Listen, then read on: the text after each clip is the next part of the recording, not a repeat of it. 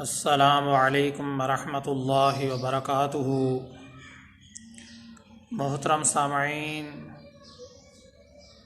आज के टॉपिक में एक शरई मसले की वजाहत करना मकसूद है। वो शरई मसला यह है, तहज्जुद की जो नमाज है वो कैसे पढ़ी जाती है और कब पढ़ी जाती है, उसकी कितनी रकात हैं। मुख्तसरन आज के टॉपिक में थोड़ी सी वजाहत के साथ आज का ये टॉपिक हाजिर खिदमत है। मोहतरम सामईन, वाज़े रहना चाहिए, जो तहज्जुद के नवाफिल हैं कम अज़ कम 2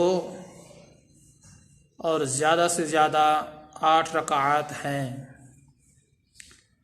अहादीस में 2 से लेकर 12 तक का भी तज़किरा मौजूद है।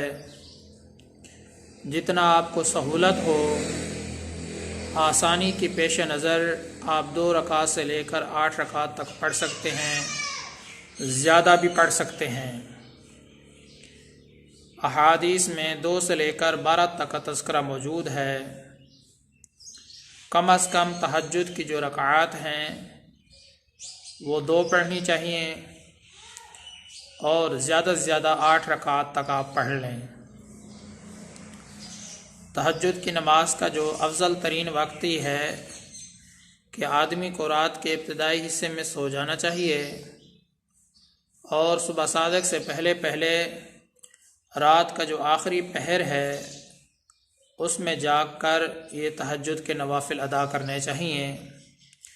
ये नसीब वाले लोगों को ये नमाज नसीब होती है, नेक लोगों की नमाज है।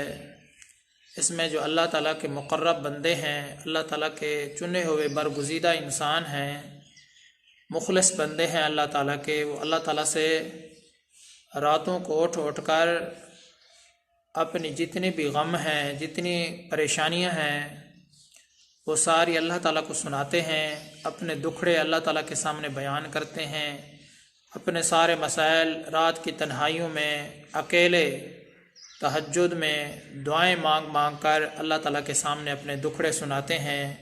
यकीनन वो बहुत ही खुश नसीब लोग हैं जिनको ये नमाज नसीब होती है। मोहतरम सामईन, मसले का ख़ुलासा यही है, जो तहज्जुद के नवाफिल हैं कम अज़ कम आप 2 पढ़ लें, ज़्यादा से ज़्यादा 8 रकात पढ़ लें। अहादीस में 12 तक का तज़किरा भी मौजूद है।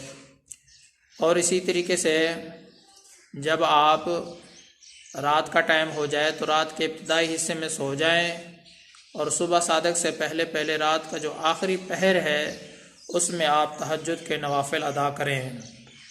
ये नेक लोगों की नमाज है, नसीब वाले लोगों को ये नमाज नसीब होती है। अहादीस में इसके बहुत ज़्यादा फ़ज़ाइल बयान किए गए हैं। अल्लाह तबारक व तआला से बस यही इल्तिजा है और यही दुआ है कि अल्लाह ताला हमें भी तौफ़ीक नसीब फ़रमाए। मैं आप सब की दुआओं का तलबगार हूँ। मोहम्मद सनाउल्लाह फ़ारूक।